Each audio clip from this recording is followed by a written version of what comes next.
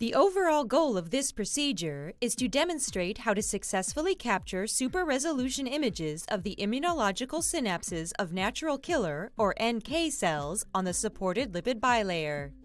This is accomplished by constructing a glass-supported planar lipid bilayer containing antibodies against NK cell activating receptor CD16 in chamber slides.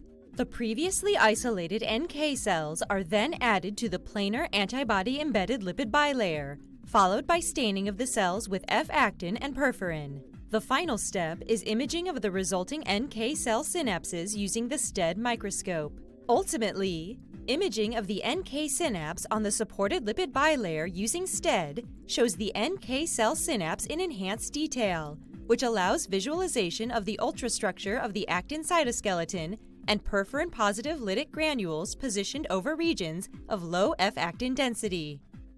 So the main advantage of this technique is that the glass-supported plain lipid bilayer can mimic the plasma membrane of target cell. The protein on this plain lipid bilayer, they can move laterally, which can better recapitulate of the formation of biologically relevant immunosynapse. This method can help answer key questions in the field of immunology, allowing investigators to visualize the synapse formation in a controlled manner with detail, which is unachievable by using conventional microscopic approaches. A postdoc fellow, Peilin, and a graduate student, Grant, will demonstrate the procedure.